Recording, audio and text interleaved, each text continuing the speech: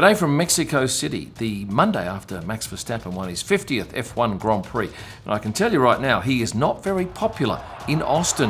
The boos that he was subjected to whilst up on the podium begged belief. I'll go through more details shortly, and I'll bring you a whole lot of behind-the-scenes stories that you won't believe.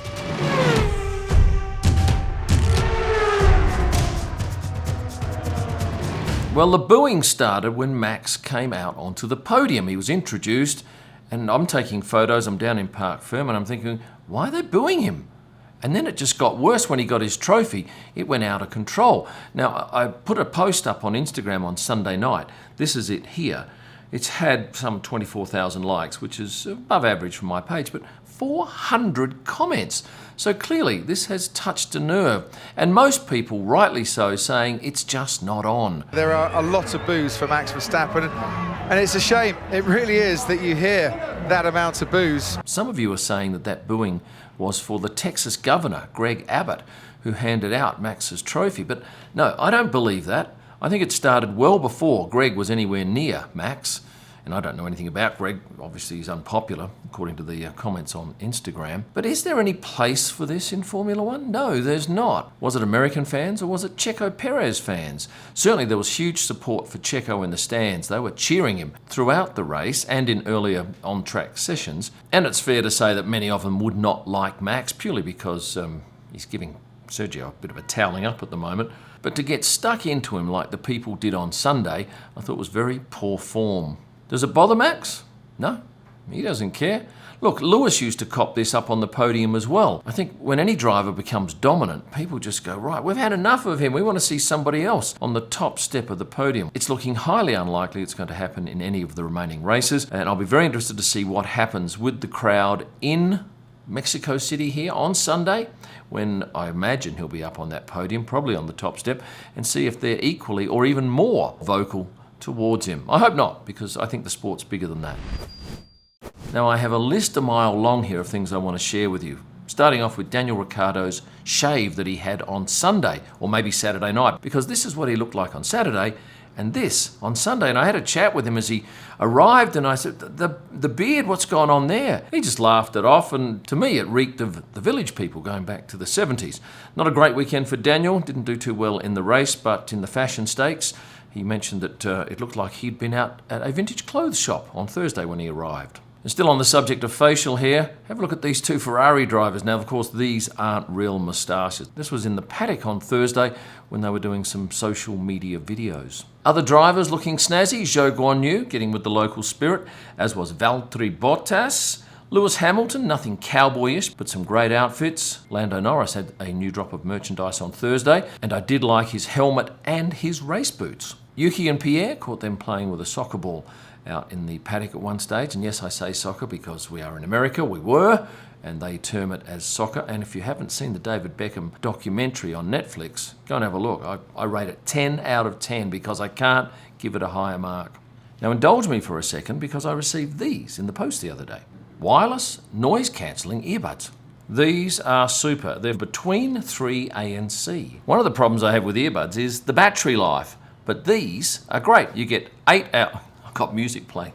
You get 8 hours with noise cancelling and 12 hours with it off. Plus, with this case, you get another 36 hours. And for me, that's great because sometimes I'm on flights for up to 17 hours. Sydney, Dallas, for example. And audio quality? Sensational. In particular, bass. Very good low end. Connection to your phone is super simple with Bluetooth, as it needs to be, and they even have an app that allows you to customize your EQ settings. That's a big plus. There's a link in the description below, and if you use this Kim Ellerman promo code, you'll save 10%. Between 3A and C.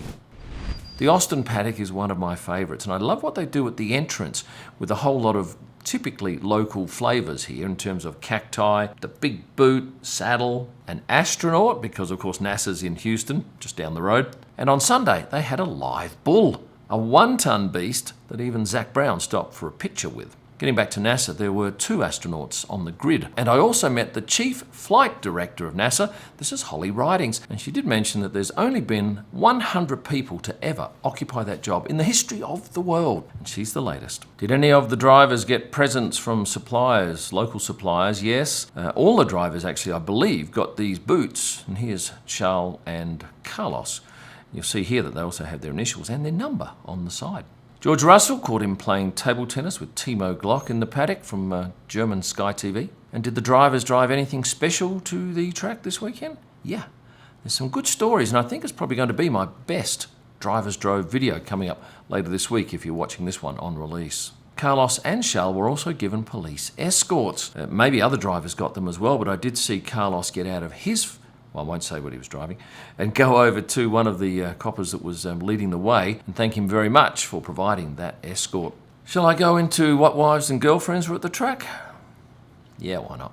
Carlos had his girlfriend, Rebecca Donaldson, and interestingly, he got out of the car and went to say hello to that police officer. And then about 5 minutes later, I just happened to be back in the car park and noticed that Rebecca had got out of the car. I don't know whether she had something to do or whether she was just biding time and perhaps they didn't want to walk in together, but I got a nice smile for these shots. Tiffany Cromwell was with Valtteri Bottas, who was dressed up to the nines. And I did mention to Tiffany that her knees look rather scuffed because she is a cyclist. She has a number of offs, and I reckon she has more injuries than Valtteri, who drives a car at 200 plus miles an hour. One of my big posts on Instagram this week was this one, Lance Stroll with his new girlfriend. This is Mary Lou. Now, we haven't seen Mary Lou in the paddock before, and I don't believe any other photographer got them arriving because Lance was the last driver to make it into the paddock. And a lot of you ask, what time do I need to be there to see the drivers? What I did this race is on Saturday I timed every single driver. So let's have a look at who arrived at what time.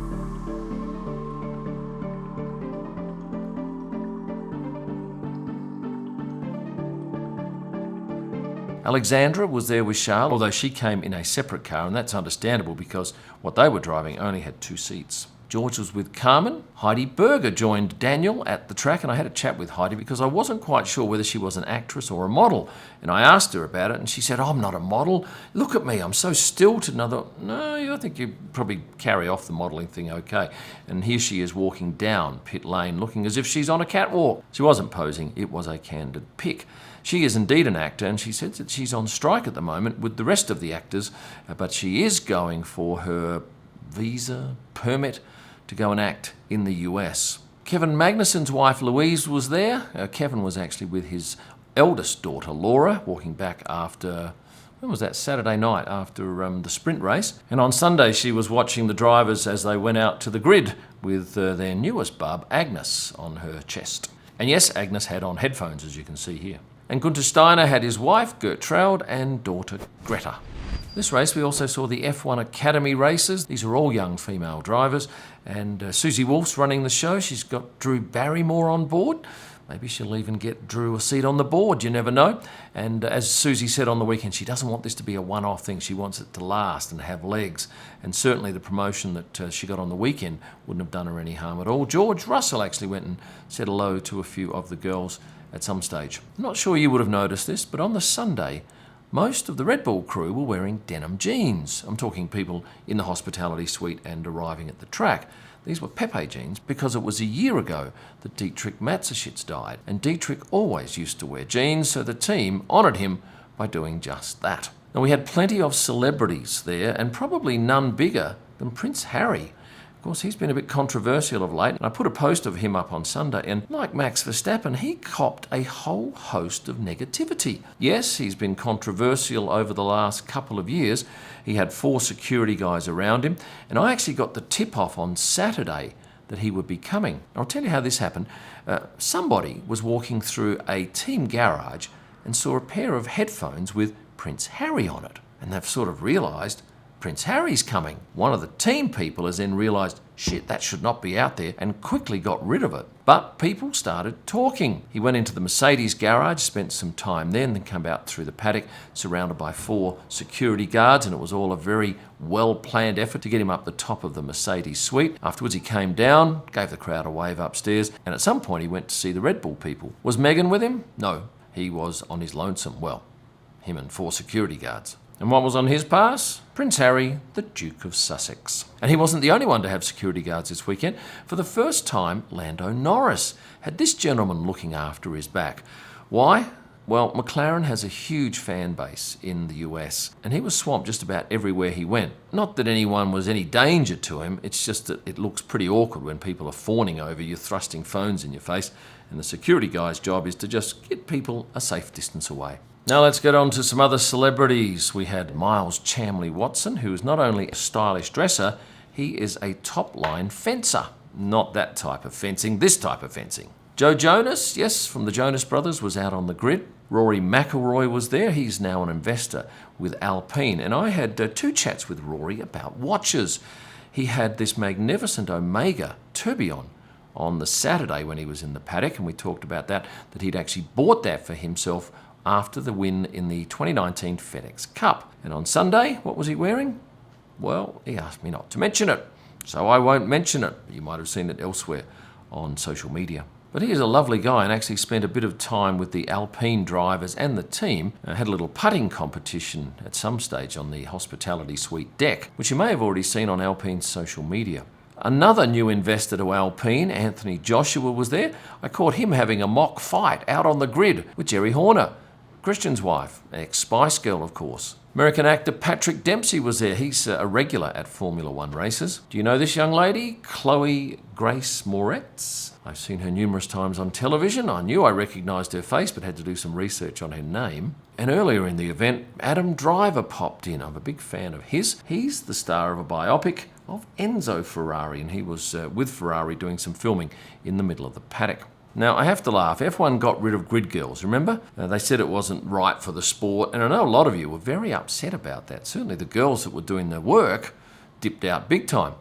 But at this race, we have the Dallas Cowboys cheerleaders. It just seems not quite right. We can't have that, but we can have this. Essentially, they're pretty much the same thing, aren't they? And they were received with great excitement by men and women at the track. I don't think there was anyone whinging too loudly about it. What was my most popular Instagram post of the weekend? Was it about a driver? Yes, it was. Was it an F1 driver? No.